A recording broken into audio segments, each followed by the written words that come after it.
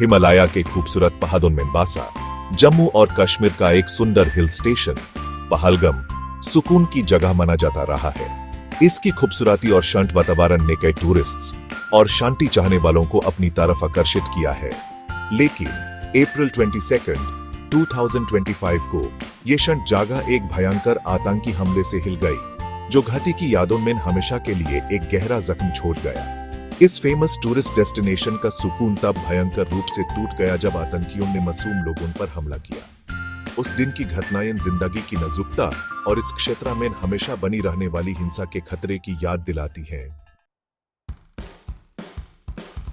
यह हमला बैसरान में हुआ, जो ऊंचे पीन के पेड़ों के बीच बसा एक हरा भरा मैदान है, जहां सिर्फ पैदल या पोनी पर पहुंचा जा सकता है।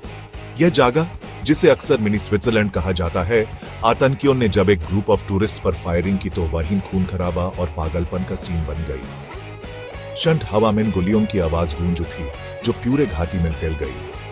26 मासूम लोग मरे गए, जिनमें इंडियन और फॉरेन टूरिस्ट दोनों शामिल थे।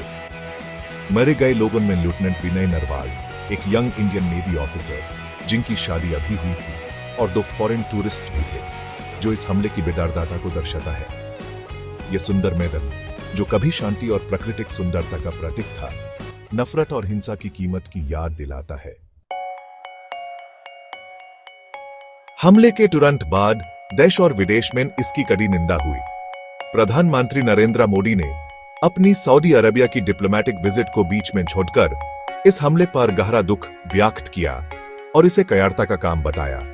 होम मिनिस्टर अमित शाह तुरंत श्रीनगर पहुंचे सिक्योरिटी सिचुएशन का जायजा लेने और इन्वेस्टिगेशन की निगरानी करने के लिए। इंटरनेशनल कम्युनिटी, जिसमें यूनाइटेड स्टेट्स, रशिया और यूरोपियन यूनियन शामिल हैं, ने इंडिया के साथ अपनी संवेदना व्यक्त की और हमले की सख्त निंदा की। सुरक्षा बलों ने हमलावरों को पकड़ने के लिए एक बड़ा ऑपरेशन शुरू किया। द रेजिस्टेंस फ्रंट, एक छुपा हुआ ग्रुप जिसके बारे में माना जाता है कि वो बैनेड लश्कर-ए-तैयबा से जुड़ा है, ने इस हमले की जिम्मेदारी ली है। यह घटना इस क्षेत्र के सामने मौजूद सुरक्षा चुनौतियों और आतंकवाद के खिलाफ सतर्क रहने की जरूरत की याद दिलाती है। पहलगाम आतंकी हमले ने उस जगह से बहुत दूर तक लोगों को हिलाकर रख दिया।